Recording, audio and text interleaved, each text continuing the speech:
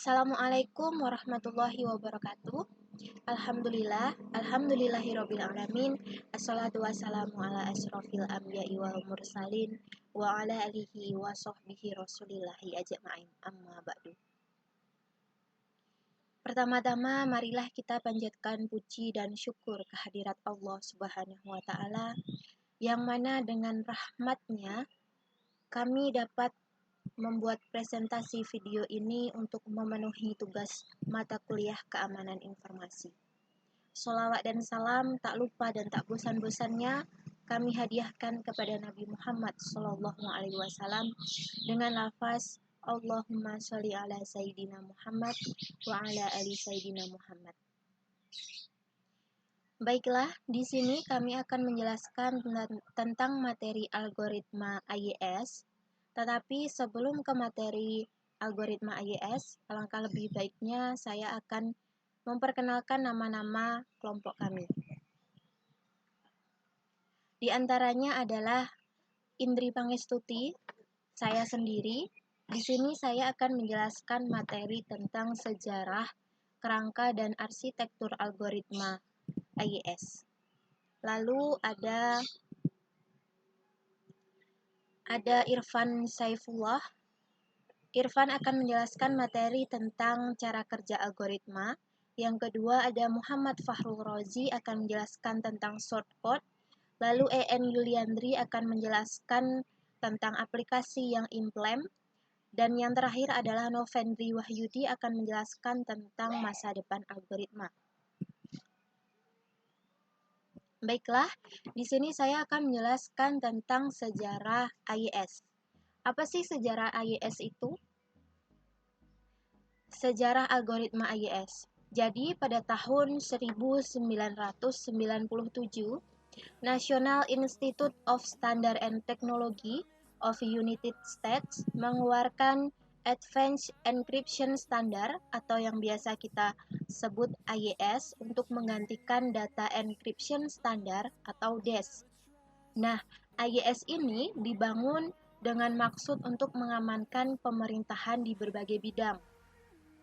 Algoritma AYS ini didesain menggunakan blok Cipher minimal dari blok 128 bit input dan mendukung ukuran 3 kunci, yaitu kunci 128 bit, 192 bit, dan 256 bit. Pada Agustus 1998, National Institute of Standard and Technology mengumumkan bahwa pada 15 proposal AYS yang telah diterima dan dievaluasi setelah mengalami proses seleksi bertahap algoritma yang masuk, NIST mengumumkan pada tahun 1999 bahwa hanya ada 5 algoritma yang diterima. Nah, 5 algoritma itu diantaranya yang pertama adalah Mars, RC6, Ring Dial, Serpent, dan Tufis.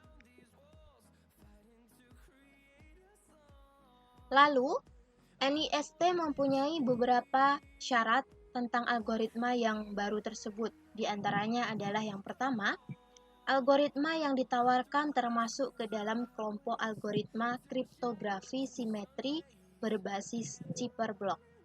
Yang kedua, seluruh rancangan algoritma harus publik, tidak dirahasiakan.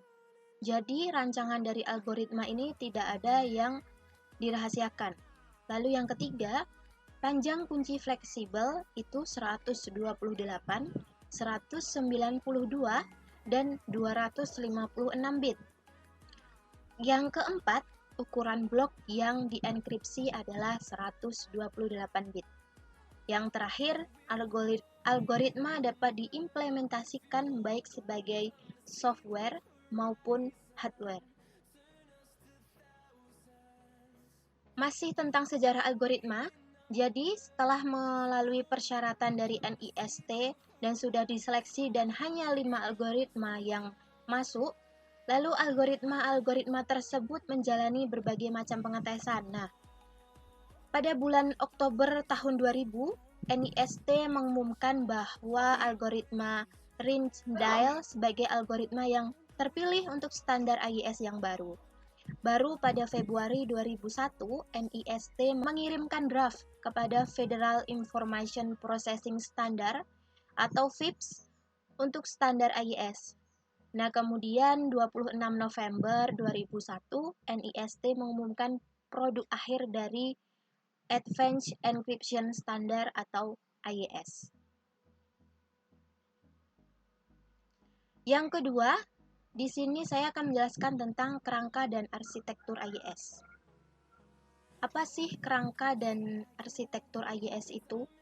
Nah, di sini kerangka AES, algoritma AES merupakan sistem penyajian blok yang bersifat non-volatile karena AES menggunakan komponen yang selalu memiliki inverse dengan panjang blok 128 bit.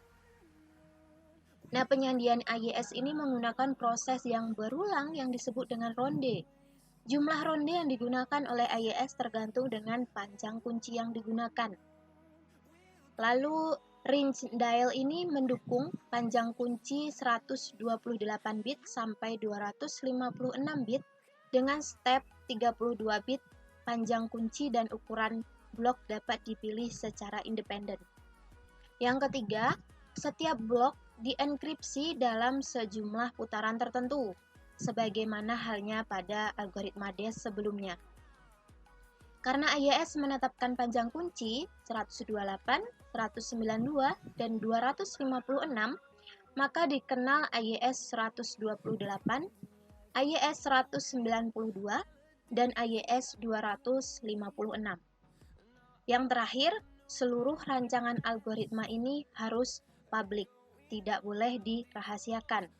Nah, di sini AES 128, AES 192, dan AES 256 memiliki panjang kunci, ukuran blok, dan jumlah putaran yang berbeda-beda. Kalian dapat melihat di layar di sini. Dengan catatan, satu word itu harus 32 bit. Ini tadi adalah penjelasan tentang kerangka algoritma AES. Lalu arsitektur algoritma AES. Nah, arsitektur algoritma AES ini adalah dapat diinput berupa 128 bit atau 192 bit atau 256 bit, dan bit teks sandi itu hasilnya harus sesuai dengan yang dihasilkan. Namun, sebagai pengembang di balik laporan EduJungles, jika kalian misalnya memilih 128 bit untuk enkripsi, maka kunci rahasia harus sepanjang 16 bit dan 24 atau 32 untuk ukuran kunci 192 dan 256 bit. Mungkin itu saja yang dapat saya jelaskan. Apabila ada kekurangan dan kekhilafan kata, saya mohon maaf. Materi selanjutnya akan dijelaskan oleh teman saya. Terima kasih. Oke, selanjutnya adalah materi cara kerja metode algoritma AES. Langkah-langkah pada metode algoritma AES yaitu pertama kita melakukan sort pada plain text atau state dengan round key. Kemudian setelah melakukan sort plain text dengan round key, kita lakukan substitusi dengan xbox. Setelah itu hasil dari substitusi dengan xbox selesai, kita lakukan shift from. Setelah proses shift from didapatkan, maka selanjutnya yaitu melakukan mix column dengan mengalihkan matriks. Setelah hasil mix column didapatkan, kita melakukan add round key, yaitu melakukan sort state dengan round key. Lakukan sampai iterasi ke-10. Namun pada saat putaran atau iterasi ke-10, step shift row lompati step mix column dan langsung lanjut melakukan sort hasil state saat shift round dengan round key. Contoh gambarnya ada di sebelah kanan. Pertama add round key, kemudian subbed, cifro, mix column, dan etron K dilakukan berulang. Kemudian subbed, cifro, etron K. Kemudian contoh inputannya yaitu angka 32 desimal ini dijadikan nilai biner. 3 menjadi angka 0010, ini dihitung dari belakang 4 angka, kemudian 2 jadi 0010. Kita akan mencoba dengan box yang chipper K untuk mendapatkan round K. Kemudian langkah pertama dari round K ini, kita mengambil kolom terakhir yaitu 09 CF 4F 3C, yang kemudian letak kotaknya kita pindahkan, yang CF berada di baris kedua menjadi baris pertama, kemudian 4F yang dari baris ketiga menjadi baris kedua, dan seterusnya. Setelah didapatkan, kita mencari nilai CF ini pada Xbox.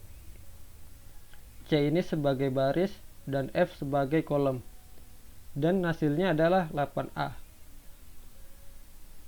Kemudian dicari juga nilai 4F, 3C, dan 0,9. Hasilnya adalah menjadi 84 dan EB dan 0,1. Setelah didapatkan, kita dapat menjumlahkan dengan kolom yang ada pada pertama, kemudian dengan Rcon keempat. Lalu didapatkanlah hasilnya yaitu A0, FA, FE, dan 17. Setelah didapatkan, kita dapat menjumlahkan dengan angka yang ada berada pada kolom pertama. Setelah didapatkan, kita dapat menjumlahkan dengan kolom yang kedua, yaitu dapatlah 88, 54, 2C, dan B1. Begitulah seterusnya sampai round K yang ke-10. Setelah didapatkan, akan dapat hasilnya seperti ini, mulai dari chipper K, round K1 hingga round K10. Kemudian pada tabel state untuk proses enkripsinya, yaitu pertama subbed. Prinsip dari subbed ini adalah menukarkan isi matriks tabel yang ada dengan matriks tabel yang lain yang disebut dengan readel Xbox. Jadi yang awalnya tadi di sini 19 ditukarkan dengan 19, itu kan baris pertama itu 1, kemudian kolom ke-9 itu yaitu 9 ini, kemudian dapatlah hasilnya D4. Kemudian dicarilah juga pada kotak-kotak yang sisanya, langsung dapatlah hasilnya seperti contoh di sini, yaitu D4, E0, B8, LE, dan seterusnya. Itu merupakan contoh dari subbed. Kemudian masuk pada cifro. Setelah subbed didapatkan, kita pindah pada cifro, yaitu dengan cara pada proses ini, yaitu pada baris kedua mengalami pergeseran 1 bit, baris ketiga bergeser 2 bit, baris ketiga bergeser 3 bit. Jadi yang awalnya BF ada di kolom kedua berpindah pada kolom ke-1. Kemudian ikut juga B4 ini pindah pada kolom kedua. Untuk baris ketiga ini 2 bit, yang awalnya 5D pada kolom ketiga akan pindah pada kolom pertama. Pada baris keempat bergeser 3 bit, yaitu nilai 30 ini akan pindah pada tempatnya AE. Kemudian hasilnya akan jadi seperti ini. Ini merupakan proses dari Shifrow. Kemudian hasil dari Shifrow tersebut, kolom pertamanya dapat dikalikan dengan tabel yang ada di sini. Begitu juga semuanya nanti akan dikalikan dengan perkalian matriks. Proses perkalian matriksnya akan jadi seperti ini. Angka desimalnya yang nantinya dijumlahkan akan berubah menjadi angka biner. Kemudian setelah biner diselesaikan, kembali lagi ke angka desimal untuk mendapatkan hasilnya. Dan kemudian hasilnya dapat yaitu 0,4, 66, 81 dan E5. Kemudian dilakukan juga pada kolom yang lain yang nantinya akan mendapatkan hasil pada contoh di sebelah kanan ini. Selanjutnya adalah etron K, sambungan dari mix column. Setelah mix column kita dapatkan, kita dapat menjumlahkan dengan round K. Nah, etron K ini artinya adalah pada dasarnya mengkombinasikan ciphertext yang sudah ada dengan cipher K-nya dengan hubungan sum. Jadi ini mix column tadi dijumlahkan dengan round K, yaitu kolom pertama mix column dengan kolom pertama round K dijumlahkan, kemudian seterusnya dapatlah hasilnya menjadi A4, 68, 6D, 0,2, 9C, 9F, 5B, 6A, dan seterusnya. Ini merupakan proses dari etron K. Kemudian itu dapat dilakukan hingga berulang kali sampai round ke-10. Kemudian dapatlah hasilnya menjadi seperti ini.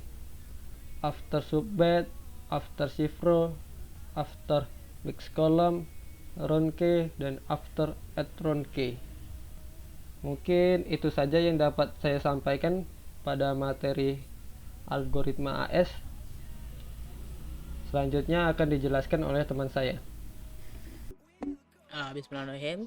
Terima kasih pada teman saya sebelumnya telah menjelaskan tentang sejarah dan cara kerja dari algoritma Advanced Encryption Standard. Saya akan menjelaskan tentang source code-nya, yaitu langsung saja saya akan memperagakan di text editor langsung, dan langsung kita peragakan langsung di webnya. Platformnya sekarang ini web. Oke, kita buka aja text editornya. Saya menggunakan VS Code.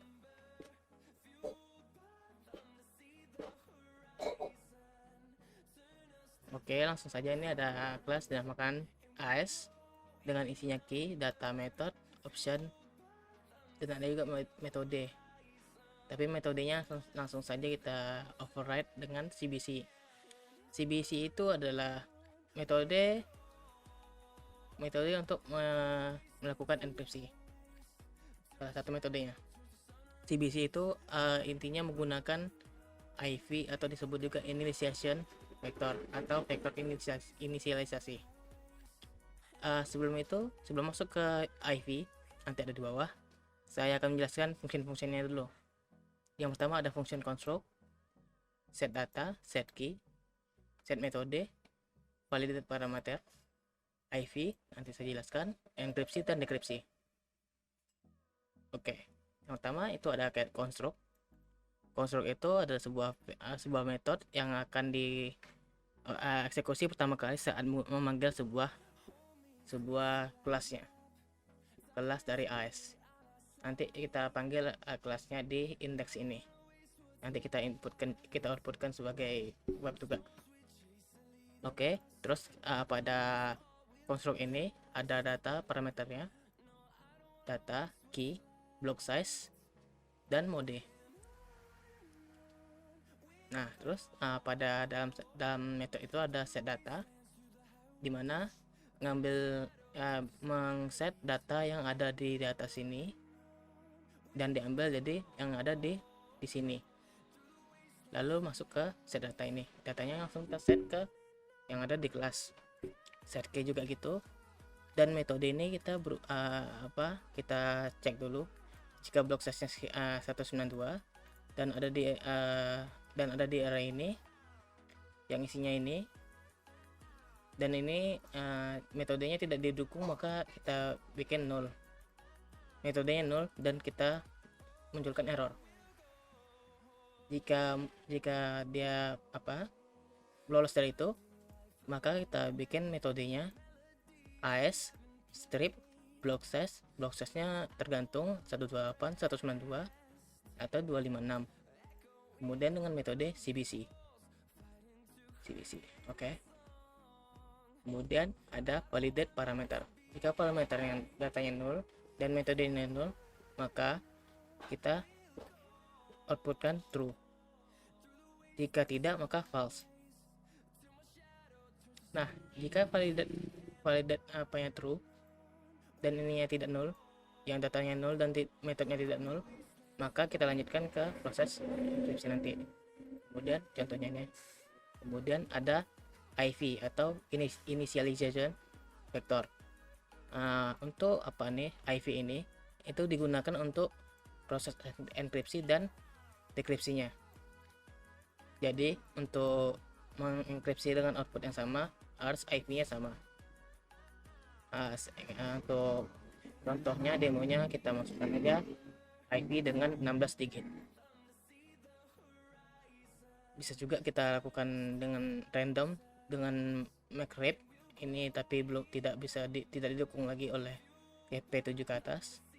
Kita gunakan OpenSSL untuk untuk melakukan randomnya. Ini pakai OpenSSL. Terus setelah dapat IV, maka kita masuk ke function encrypt. Sebelum itu kita validate dulu. Jika keduanya tidak 0, maka kita langsung saja return dari hasil encrypt ini trim, potong yang tidak string, maka kita langsung aja kita masuk ke sini yang stringnya. Kita gunakan OpenSSL encrypt data dengan metode yang di atas, kemudian optionnya 0 dengan IV-nya yang tadi ini. Jika gagal, maka invalid parameter. Parameternya ada yang kosong. Terus kita masuk ke encrypt, kita validate dulu. Kita masukkan ke variable return. Ini sama saja tapi penulisannya beda. Kita pakai OpenSSL decrypt, datanya metode sama seperti di atas tadi. Jika IP sama, maka outputnya sama. Terus kita lakukan trim. Ini sama tapi penulisannya aja beda. Kemudian ini kita masuk ke outputnya. Kita untuk inputkannya kita butuh kayak interface gitu. Ini interface-nya saya buatkan. Kita import dulu AES-nya. Terus kita data untuk inisiasi variable untuk enkripsi. Ini untuk dekripsi. Ini untuk kelas AES-nya. Ini untuk outputnya kita bikin 0 dulu, kosong dulu. Terus kita outputkan, kita bikinkan tampilannya pakai HTML, detailnya enkripsi demo. Terus ini ada teks untuk enkripsi, terus kita pisah dengan HR horizontal line, dan ini untuk proses datanya setelah dipencet encrypt data. Terus kita construct dulu kelasnya, terus kita enkripsikan. Kita masukkan outputnya ke variable enkripsi. Ini kita laporkan dulu apa yang kita masukkan biar bisa kita sebagai pedoman untuk dekripsi nanti. Terus ini hasilnya kita outputkan langsung dalam HTML langsung. Kemudian ini dekripsinya.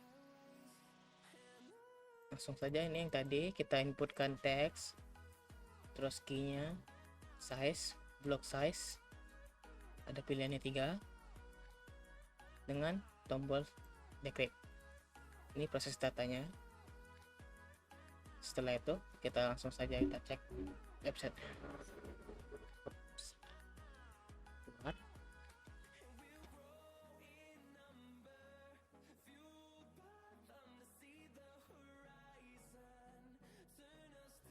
Sudah saya masukkan ke localhost ASP.s. Nah, ini sebuah website. Nah, untuk demonya, coba kita inputkan data sebuah kayak ini adalah demo ini source. Oke.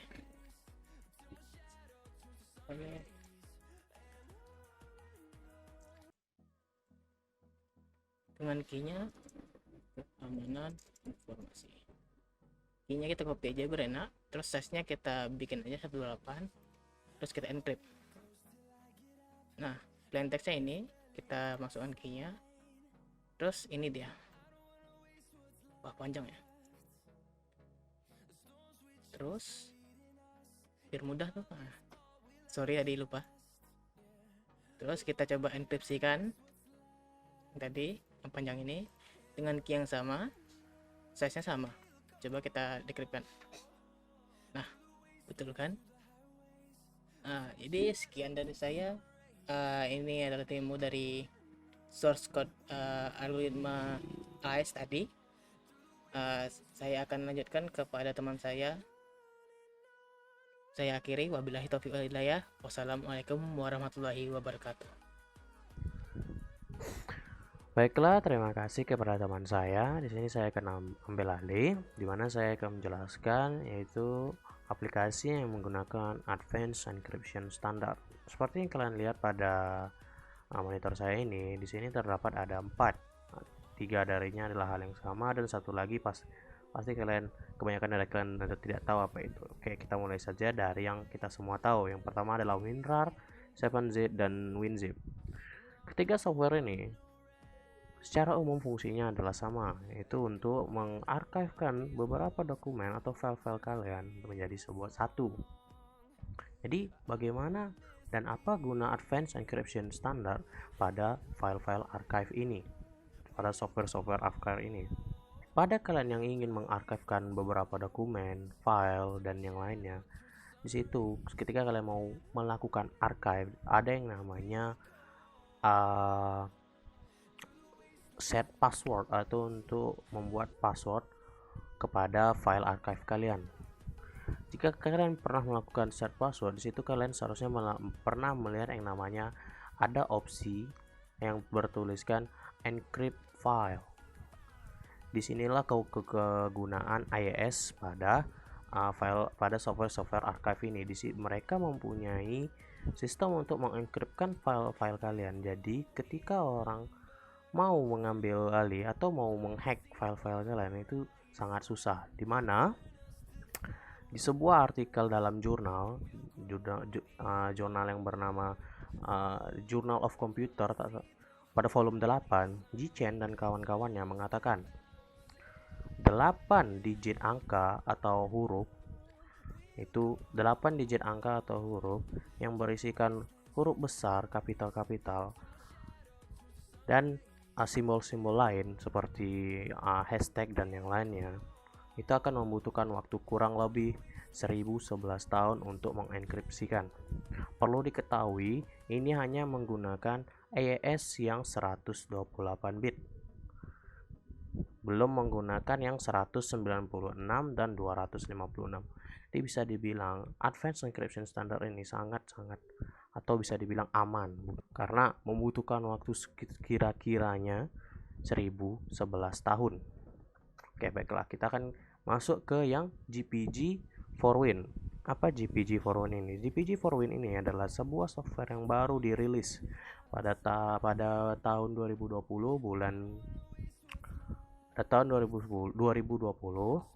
bulan 10 ya, bulan 10. Itu yang pre-release-nya, dan mereka akan melakukan yang namanya second release atau yang full penuhnya itu pada bulan 11 nanti di website mereka bilang. GPG4Win ini adalah sebuah file encrypt dan paket enkripsi email, di mana mereka menggunakan sistem IIS juga. Di sini mereka menggunakan sistem IIS yang 256 guna untuk mendapatkan keamanan maksimal pada file-file dan email-email yang kalian gunakan. Oke, itu adalah beberapa contoh aplikasi yang menggunakan IIS. Sekian dari saya, terima kasih. Saya lanjutkan kepada teman-teman atau rekan-rekan saya. Baik, terima kasih. Selanjutnya saya akan menjelaskan masa depan algoritma AES. Di sini saya akan menjelaskan kelebihan dan kekurangan algoritma AES ini. Yang pertama, saya akan menjelaskan kelebihan dari algoritma AES. Pertama, dalam urusan keamanan, AES dapat bekerja dalam performa yang baik. Dan yang kedua, kecepatan operasi lebih tinggi bila dibandingkan dengan algoritma simetrik. Dan yang ketiga, AES tahan terhadap serangan exhaustive keyword dengan teknologi saat ini. Yang keempat, dapat dengan mudah dibuktikan keamanannya. Dan yang kelima, dapat digunakan bebas tanpa adanya royalty. Dan yang keenam, mudah diimplementasikan pada smart card yang memiliki ukuran memori kecil sekalipun. Yang ketujuh, AES efisien dan cepat dijadikan dalam berbagai mesin 8 bit hingga 64 bit berbagai perangkat lunak. Yang kedelapan, memiliki fleksibilitas yang tinggi karena dapat diterapkan pada platform yang beragam. Yang kesembilan, AES menggunakan struktur SPN atau Substitutional Formulation Network yang lebih cepat daripada FreeStyle. Dan yang ke-10, AES 178 memiliki ketahanan yang besar dan menghadapi ASD atau analisis sandi diferensial. Nah, selanjutnya saya akan menjelaskan kekurangan dari algoritma AES ini.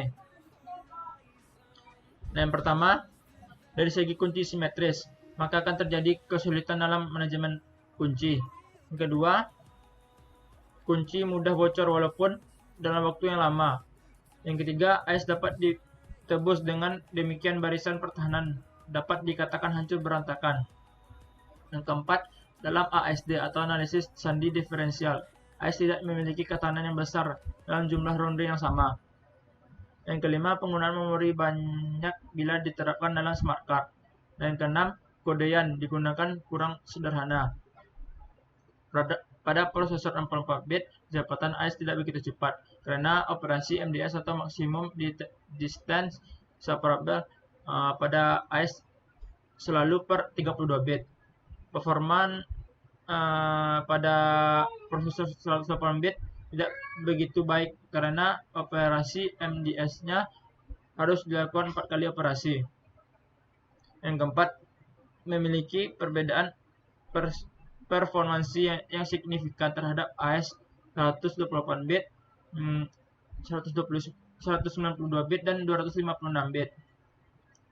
Mungkin sekian dari masa depan AES ini yang dapat saya jelaskan. Apabila ada kesalahan dari kelompok kami, mohon dimaafkan. Saya akhiri dengan Assalamualaikum warahmatullahi wabarakatuh.